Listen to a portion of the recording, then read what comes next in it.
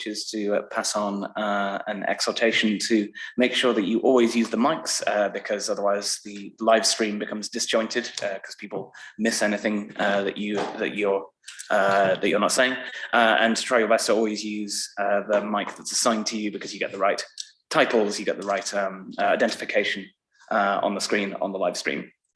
Right, minutes. Would anybody like to make any comments on the minutes of the previous meeting? Again, not seeing any. Brilliant. In which case, work plan. If you've seen the work plan, then we don't have any decisions to take about the work plan at this point, because the papers scheduled for the next main scrutiny are short at the moment. We are set to be looking at the next iteration of the local plan, and also to be looking at an implementation document regarding the covered market. And that meanwhile, finance are looking at all the budget documents for this year. And obviously, budget panel has been meeting and will, I believe, has one more meeting prior to that. Climate and environment has recently had its introductory meeting and will be meeting to consider the biodiversity strategy, and housing and homelessness has a substantial agenda set for the 2nd of March, but none of those are overcrowded, so we don't have any prioritization decisions to make at this point. Regardless of which, does anybody want to say anything about forthcoming papers for any of those committees? Don't see anything on that topic either. In which case, let's go on to our first substantial item on the agenda, which is the flexible working, excuse me, the flexible working and hybrid working policy. Present for that, we have Councillor Nigel Chapman present in person, and we also have on Zoom, I believe, we've got Gail Malkin, who I should thank for answering some of my questions asynchronously. Thank you very much for that. And we've also got Helen Bishop. So I'd like to please invite Councillor Chapman to kick off, and then bring in the officers as and when. Yeah, thank you very much, Chair. 2 policies on the agenda tonight. First of all, the flexible working hybrid policy, and then the disciplinary policy, both of which are going to Council for approval at the end of the month. The first thing I should say is that they've been subject to considerable discussion with staff and unions.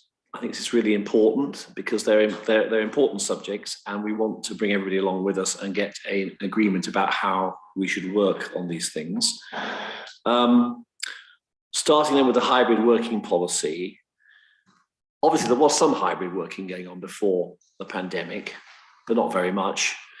That utterly changed during the pandemic, and it's now obviously appropriate to codify those issues in a coherent way. I mean, you know, hybrid work has become the new norm for most council staff, except for a small group who physically have to be in a single place at a single time. So the town hall staff would be an example of that. So they're obviously not covered by this particular policy, but almost all the other staff are. Some of the issues the policy is considering are things that, you know, we need to consider, like health and safety, data protection when people are working from home. And also, I think, in many ways, it's been a boon, because actually it's meant that we could attract and retain staff who, if we were saying, you know, you've got to come and work in Oxford 5 days a week, quite a lot of our senior officers, I don't think would be with us, frankly, because they live a long way away from Oxford, and it would be really difficult for them to work for us. So in terms of attracting and retaining talent, I think it's important. Gives us flexibility. It gives flexibility to people who want to plan their working lives away from a 9-to-5 framework in an office. I think increasingly people want to do that. So I think there are an awful lot of really good things at the heart of this. One of the issues that does tend to come up when we discuss this is the issue of payment.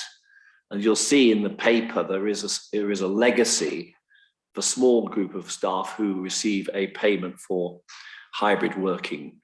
That was agreed in the last pay round, which is obviously still effective for the next year or so.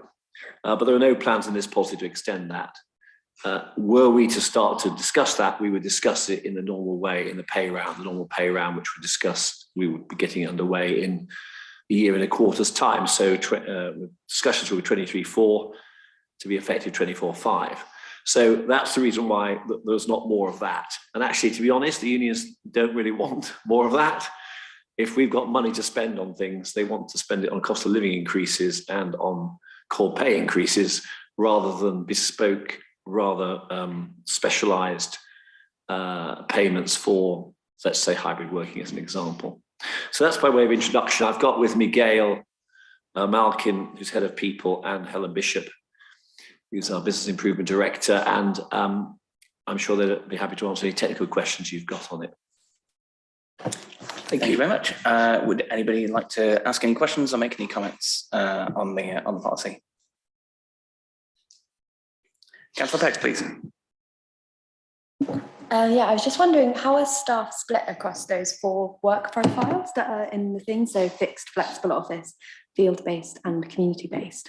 And also was wondering, what was the feedback from the women's health, accessibility and LGBTIQA groups, if that isn't confidential? I doubt it would be confidential.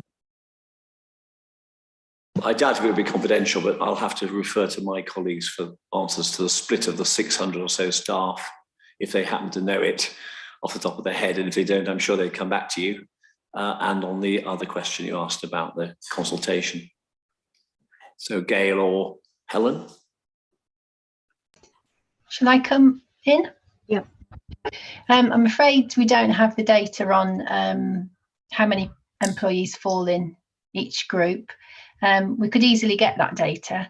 The number of people though in the fixed group is relatively small. I would say less, 50 or less maybe, but that's sort of a bit of sort of educated guessing. The majority of employees work in a hybrid way, whether that's home and office or whether that's working out in the community combined with some home working as well. That's the vast majority. And on the other issue in terms of consultation, we haven't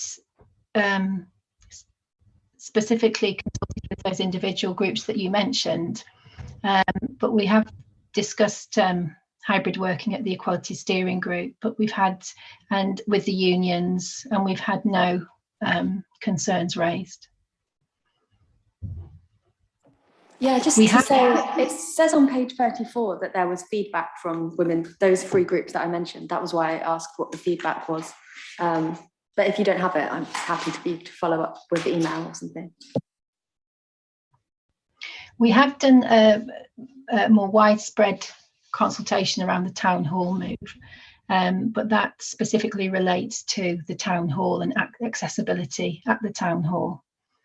So there's been quite a big piece of work on that, but that doesn't cover home working. Thank you all. Does anybody else want to ask questions or make any comments about the hybrid working policy? All right, I'm not seeing any. It's a brief document, so I think that makes sense that the comments are more restricted. In that case, I don't believe we have any recommendations to make there, except Councillor Pegg may wish to follow up by emails as she suggested. In which case, let's move along to the disciplinary policy. We have all the same cast of characters. So Councillor Chapman, if you'd kick us off on disciplinary, please. Yes, and I think there's been some issue, Chair, about version control of the documents that were originally issued to scrutiny. So I'm going to ask Gail to come in a second and just clarify any issues around that. Obviously, you know, all organisations need a coherent disciplinary policy. I mean, you obviously hope that most staff never go anywhere near it or never have to use it or be part of it. But unfortunately, things do go wrong and things don't work out and people do things that incur the disciplinary policy and therefore you need a good one. It's been 10 years since it was previously reviewed, so clearly it's time to review it. I think it's been significantly improved on the previous policy, both in terms of trying to simplify the procedures and the guidance. It's quite a complicated sort of set of documents before, which I think if you're a member of staff, you might have had some struggle sometimes in following. They have looked really hard at best practice, in particular what ACAS sees as best practice. There's been some simplifications around the investigation side of it. So there used to be 2 separate roles, and now there'll be a single role around investigation, which seems to me to be sensible. So I don't think there's anything particularly surprising in this. Training is obviously going to be provided for staff in terms of any changes. It's compliant with employment law, as you'd expect. So I think it's a sound policy. The only issue, which we'll come on to in a minute, but there was, I think, some serious debate, was the role of counsellors in the appeals process for staff who are facing dismissal. And I think we might come on to that when we talk about the versions of the document, because that's one of the areas where the versions have changed. So, Chair, with your blessing, could I ask Gail just to talk a little bit about the versions of the document? Gail? Yeah, please do. Yes, I'd just like to apologise for the mistake that was made. It's in the council report with the recommendations and the summary. We sent through an earlier version of the report, but an email was sent last week just to explain. The error in the copy of the report that you have received is that it asks for authority to remove the role of the member in the appeal stage of the disciplinary process. That's something that, as an employer, my team was looking at recommending, because it's sometimes difficult to get member availability at short notice for an appeal hearing. Also, the member doesn't have a specific role and is not party to any decision making. However, the unions felt very strongly that the member presence should continue. And we took that feedback on board, discussed this with Nigel Chapman as well, and we decided that we would leave the policy unchanged in respect of member presence at an appeal hearing. So an employee can ask for member presence if they wish. The unions like this because it gives more scrutiny to the process, and that's why they prefer it. So apologies, but there's no change there now. So we've left it in the procedure that a member can attend if there's a request. Could I just add that also I actually am very supportive of it. We had quite a vigorous discussion about this, to be honest with you, because I understood management's wishes to try and simplify the process, but actually in other places where I am a non-exec director or a trustee or whatever, there is generally, at the point where someone is facing losing their job, that's pretty serious business, an external person observing at the very least from the trustees or from the board, to make sure that fair play is happening and that the process is being properly followed. I think that's really important. And I think, therefore, retaining that option for staff to ask for it seems to be entirely fair and proper. So I'm very comfortable that we're not going to change that. And I should have mentioned this by email, but presumably bullet point 8 has also been changed, right? Which is the one immediately above it that says words to the effect of that we've talked to the unions and they're happy, except for this bit that they're not happy about, which presumably now says that they're happy because that change has been made. That's right. Yeah, fantastic. That was the only point that they were unhappy with. So there's nothing else in the policy or procedure that the unions are unhappy with. Fantastic. All right. Would anybody like to raise any questions or comments about the disciplinary policy?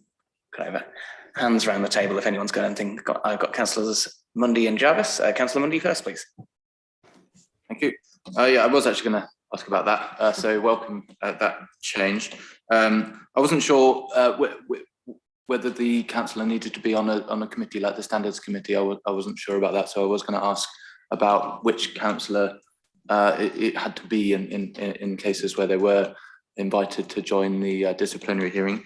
And then in relation to the streamlining of the procedure, so you don't have 2 different employees, the commissioning manager and investigating officer, so essentially enabling the line managers, so this is point 6 on the disciplinary procedure and guidance on the first part of the document, the first, on the report, point 6 on the report, not on the actual policy. It says enabling line managers to undertake investigations whenever appropriate. I just wonder what I want to say safeguarding. It's not safeguarding, obviously, but what is in place to ensure that the line managers aren't dealing with a case where it would have been more appropriate for perhaps one of the more senior managers to have been undertaken the first stages of that investigation? Okay, I'll answer your second question first. The control that we have is in the role of the people team, so that our guidance and advice would be, or our role would be to make sure that the investigation was appropriately managed and that we selected someone who was appropriate to do the investigation. We wouldn't select a manager who might be wrapped up in any allegations, or if it was a highly complex case, or if a manager was relatively inexperienced and it was a complex case, then we'd recommend that perhaps a more experienced manager. Or it could be that a manager hadn't received any training. So those are the occasions when, those are the controls that are in place.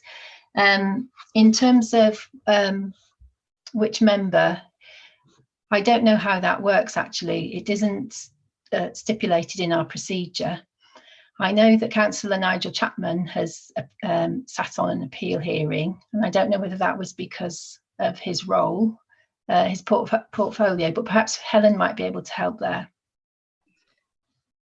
Yeah, so I've only ever sat on a couple of appeal hearings where members have been present, and it's usually somebody from the cabinet. And of course, it does depend on availability, but I would suggest that the first port of call would probably be the person with responsibility for the portfolio. So this sounds like maybe worth clarifying. Would this be worth recommending that? So I think we want to be clear about who can do it and how such a person would be picked. Yeah. I would be happy to amend it to say that in the first instance it should be the portfolio holder, and then if they're unavailable, then it should be somebody from the cabinet, and that would gives you up to 10 people. And that's usually enough people to find somebody to do this, because it's not that common, to be honest with you. It doesn't happen every month or anything like that. No, pretty rare. Absolutely. Sure thing. Well, let's not prescribe the solution in the recommendation, but as long as something is written down in black and white, so that as and when we do come to that point, then we know for certain what's happening. That'll be a good thing. Councillor Jarvis, you had a question to raise. So. Yeah, just a really quick one. It was just a question around the right to representation at different points of the process, and I'm specifically looking at line 3.7, which is the part of the process where the right to representation is explicitly it's a negative description of it, so there is no right to representation at that stage of the process. I just wondered what the rationale is for that difference at the various different points of the process, and why that point in particular is explicit in ruling out the right to representation. Sorry, page 48. That with suspension? Yeah. So with suspension, in the case of a suspension, we would normally want to act as quickly as possible. So rather than offer the right to be accompanied, which would take some time potentially, then we offer just the right to a witness. Suspensions don't happen very often, and it's usually in serious issues or cases, so we just need to be able to act quickly. And actually, there is nothing to discuss or debate at a suspension. It's a management decision that's made, and whether there's representation there or not, the decision will go ahead, because we've made that decision based on some risk assessment. Yeah, just quickly, I'm guessing, given what the rest of the paper says, that has been supported by the union as a principle, and that it's within the ACAS guidance, so in which case I think that's fine. Yeah, the union are happy. It was only on that one point about member presence on appeals. That's the only disagreement we had. But they're very happy actually, because the policy and procedure is a lot clearer, it's more straightforward, so they see it as a big step forward. Thank you. Does anybody else have any questions or comments to raise on the policy? I'm not seeing any questions around the table, in which case we just have the one recommendation to make, which is that the role of elected members and the right to have one present at an appeal should be clarified to whatever extent we can. And other than that, then I think we're done. That is obviously a record for the Scrutiny Committee to the end of the substantial items of the agenda by 6:26. Let's not make a habit of this. But my thanks to Councillor Chapman for attending in person and to, sorry, yeah, we have a question, sorry, please come in. Is it ever been that like for representation, and I know in the document it does say that it's the extra person who goes along, could it be like a solicitor as well, or would it be just elected council? So would the situation change for representation in that case, or if it's a trade union rep, for example, would there be any difference then? I'm just trying to highlight the major difference in this document. No, representation. Yeah. Representation would always be a trade union representative or a colleague. So you're talking about for the employee going through the process. Yeah. Yeah. So there's no change there.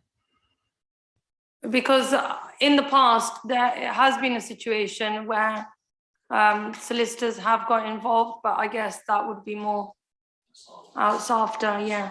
Okay. Thank you. Fantastic. All right, thank you. So yes, as I was saying, thank you very much to Councillor Chapman for attending. Thank you very much to Gail and Helen both for attending on Zoom. And I'll let you get on with your days, perhaps earlier than you thought you might be. Thank you. Thank you. Good night. Thank you. Right, in which case we got one last thing on the agenda, which is the reports back. Let me just dig those up. So we had responses to 4 items here. The grant allocations, there we go, sorry. We had the Thriving Community Strategy, we had the grant allocations, we had the Authority Monitoring Report, and we had equalities. So let's just quickly scan through those. So we had 2 recommendations made about the Thriving Community Strategy. They were both accepted. In presenting these to Cabinet, I wasn't sure that the first one had been sort of understood as we intended to convey it. This is the one about drawing out the differences between restating of existing policy versus intended changes to our policy. So I sort of tried to clarify that in Cabinet as to the question of that can be done even in a draft document and setting out intended change. And I think that came across there. But the response in the documents accompanying the papers for this committee give us sort of a different view of it. The idea that you couldn't really say what's changed until the thing is published in its final version. So that may be a topic for ongoing discussion. But the matter around partnership working was agreed, which is good to see. On grant allocations, the one thing we recommended then was to give expanded descriptions of the recipients of grants in case there are acronyms or names that don't make particularly obvious what group is being referred to and what their activities are, what their purpose is. And that has been published on the website, and a link can be found in the Cabinet response document. I'm not sure it's been published definitions yet. Sorry, apparently the definitions haven't been. They'll update them when they're ready, was my reading of it, because I've just clicked on it to double check, and it doesn't look like they've got explanations. The definitions haven't been published yet, but are forthcoming. So if you're viewing this Zoom recording in the future, then let us know if they're not there, because they should be by some reasonable amount of time in the future. All right, the third thing we looked at was the authority monitoring report, where we asked for reports back regarding the performance of our site policies and whether those had been realised or not, and what, if anything, was the blockers to those site policies delivering the outcomes that they are aimed at, and that was agreed. So we expect to see that in the next authority monitoring report. So schedule that one in for 11 months hence. And then finally, there was the qualities report, where we recommended that we should set out the disability pay gap, sorry, a target regarding the disability pay gap, that we should give an opportunity to declare trans or non-binary identity, that we should report regarding work surrounding trans and non-binary identities, and that finally we should monitor and report work around the LGBT pay gap. And these were all agreed with, to some degree, caveats relating to when you're dealing with small enough groups that reporting becomes difficult because it risks de-anonymizing respondents if there are a small number of respondents in a particular category. So that's all of our responses. Does anybody wish to comment on any of those? I don't see anything, in which case then the last thing on the agenda is our next meetings. So Scrutiny shall meet next on the 1st of Feb.